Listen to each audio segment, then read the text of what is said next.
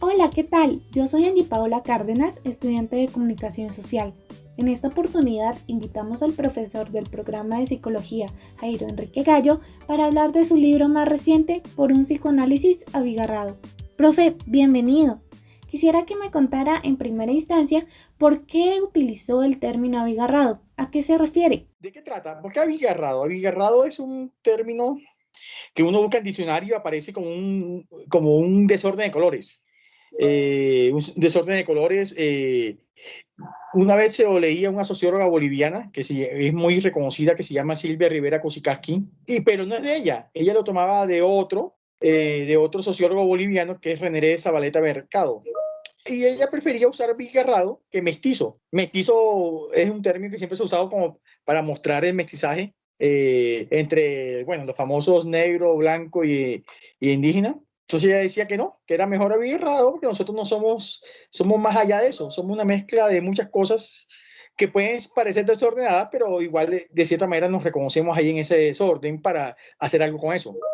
Además que ella prefiere utilizar eso en vez de mestizo porque parece que el mestizo históricamente, lo cual es cierto, ha sido usado para un ideal de blanquitud. Entonces el mestizo siempre quiere ser blanco, entonces el abigarrado no. Entonces mejor usemos abigarrado. Y entonces yo tomé ese concepto, abigarrado, para pensar un psicoanálisis, yo que vengo de una formación psicoanalítica, que casi siempre la formación psicoanalítica se asocia con lo europeo, con lo francés sobre todo, porque yo vengo de formación lacaniana y los lacanianos son muy franceses por su origen francés. Siempre ideal, otra vez, ideal de ser como ellos, franceses, hablar como ellos, parecernos a ellos. Yo siempre he pensado que yo creo que nosotros, parte de nuestros problemas es que nosotros no nos podemos parecer a ellos, porque nosotros no somos ni ellos, somos otra cosa. Eso abigarrado somos eso. Entonces, es tratar de pensar un psicoanálisis desde acá, un psicoanálisis contextual, un psicoanálisis latinoamericano, en Latinoamérica, más que Latinoamérica, en Latinoamérica, un psicoanálisis en Colombia, para pensar los fenómenos nuestros. Y la pandemia fue la excusa para pensar esos fenómenos nuestros, los fenómenos que siempre nos aquejan: pobreza, violencia, ahora desempleo, y la pandemia nos mostró nuestras precariedades en salud, en trabajo, en educación, en todo. Un contexto precario. Entonces todo eso es para pensarlo desde el psicoanálisis. Entonces por eso se llaman por un psicoanálisis abigarrado. Profe Jairo, usted ya completó un número importante de libros de su autoría, en total 7, y otros más en coautoría. Quisiera preguntarle si usted ha descubierto un estilo propio al escribir. Que hace prólogo es un filósofo chileno que se llama Ricardo Espinosa Lolas, un filósofo, un hegeliano que es muy cercano también al psicoanálisis. Y él en la escrito y en la presentación del libro, él plantea que yo escribo de una manera muy propia.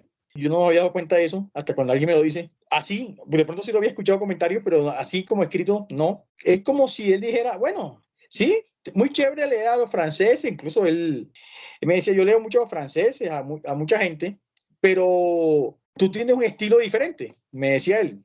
Tú tienes un estilo y además que escribes de una manera diferente. Y yo le decía que yo nunca, bueno, nunca tuve pretensiones de escribir como alguien.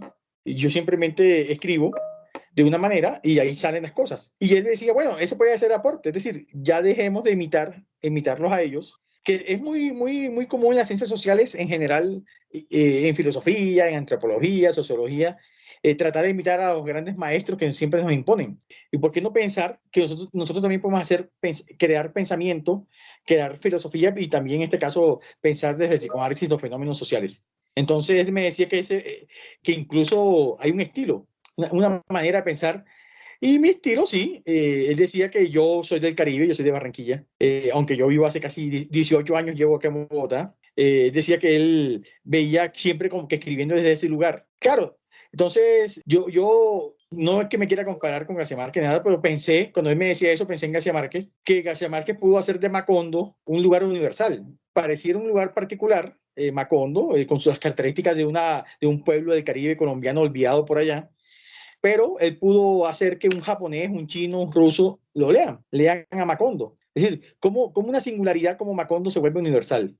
Entonces yo creo que por ahí sí, nosotros también por eso pensé el título, ¿Por qué nuestras singularidades como eso ese mestizaje, eso abigarrado, por qué no pueden ser universales? ¿Por qué no podemos hacer de eso también un pensamiento universal? También, una manera de pensar los fenómenos sociales también de una manera universal.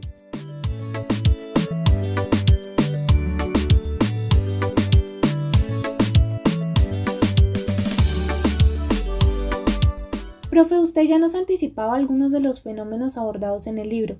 Sin embargo, quisiera que me contara cuáles son esas problemáticas sociales estudiadas desde el psicoanálisis. Es que precisamente parte de los problemas nuestros, primero parten de una historia, parte de nuestros problemas de violencia, pobreza, exclusión, incluso del mismo territorio, esa cuestión de atenencia a tierra, que fue muy dada cuando llegaron los conquistadores. Parece que unos se volvieron dueños de todo y muchos dueños de nada.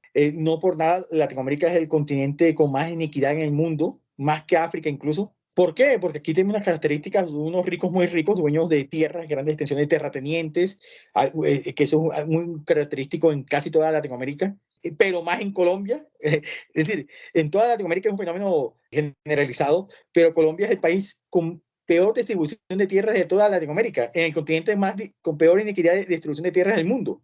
Y entonces yo creo que ya desde ahí ya podemos partir por qué los problemas en Colombia no se pueden solucionar tan fácilmente, porque son problemas históricos. El problema en Colombia es un problema mucho más complejo, lo mismo que en Latinoamérica. Es un problema de distribución de tierra, pero también de ubicarse en un lugar. Porque es que no tener tierra no solamente es no tener una tierra, es un problema de identificación, es un problema de ubicarse en el mundo y es un problema que tiene que ver con lo político, económico, social, cultural, muchas cosas más. Entonces, partiendo de ahí, yo creo que es un problema muy complejo. Parte del libro trata de pensar eso, pensar por qué nuestros problemas de pobreza, por qué nuestros problemas de violencia y muchas cosas más. Es observado por la pandemia. Es que la pandemia lo que hizo fue mostrarnos un problema. Es decir, todo el problema es todo que supuestamente nosotros creíamos que ya no lo teníamos, siempre lo hemos tenido. Simplemente que la pandemia nos mostró que nuestro sistema de salud es un desastre, nuestros modos de trabajar son muy precarios, nuestro sistema educativo también, y así sucesivamente. Nos iban mostrando poco a poco que nosotros nos creíamos que algunas cosas habíamos avanzado y no era cierto. No teníamos ni los mínimos elementos para enfrentarnos a una pandemia como esta. En la portada del libro se lee lo siguiente: atravesando la pandemia a condición de servirse de ella. ¿Cómo nos servimos de un contexto de pandemia? La pandemia lo que hizo fue quitar un velo y mostrar lo real de nuestra realidad, que en el psicoanálisis hay una diferencia entre lo real y la realidad. Lo real de nuestra realidad es que es una realidad demasiado, una especie como de precariedad generalizada, algo así, donde nosotros nos ubicamos de unas maneras precarias. Es decir, nosotros dependemos, la famosa clase media colombiana y latinoamericana en general, es una clase media que si se queda sin trabajo 3 meses, se vuelve pobre.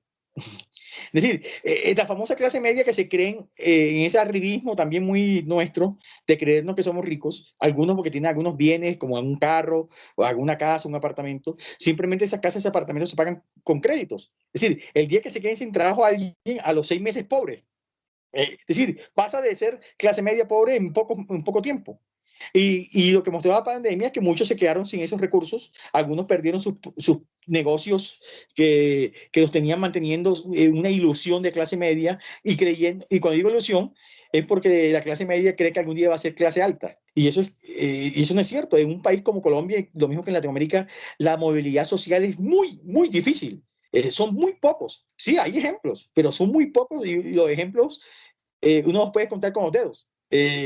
Entonces, esa ilusión cayó y mucha gente incluso pasó de clase media a clase baja o de una vez. Y miren, los últimos indicadores del gobierno sí dan muestra de eso. El mismo gobierno diciendo que casi más de la mitad de la población ya es pobre en Colombia. Lo que mostró la pandemia es que quitarnos el velo y que la ilusión que se había construido en los últimos años, que estamos mejorando, en verdad no estamos mejorando. Eso fue lo que mostró. Entonces la pandemia funcionaba como un velo ilusorio, algo así. Y se cayó y nos mostró lo real de la realidad. Para finalizar, profe, ¿por qué debemos leer Por un psicoanálisis abigarrado? No sé, yo creo que es un proyecto de escritura de alguien que trata de pensar los fenómenos sociales, tanto colombianos como latinoamericanos, pero también globales, desde una teoría sí, que es un poco compleja, el psicoanálisis lacaniano no es que sea fácil de leer. Yo trato siempre de explicarlo, que se vuelva algo, yo sé que no se puede volver algo fácil de leer, no es sencillo de leer, pero que no se vuelva lo menos difícil de leer, para tratar de entender un poco las lógicas de nuestra realidad y no solamente pensarlas, analizarlas, tratar de transformarlas. Por eso es que creo yo que valdría la pena ponernos a leerlo por eso. Profe, realmente fue un placer tenerlo en este espacio lleno de reflexión sobre la situación que estamos atravesando como sociedad y como país. De verdad, muchas gracias por acompañarnos.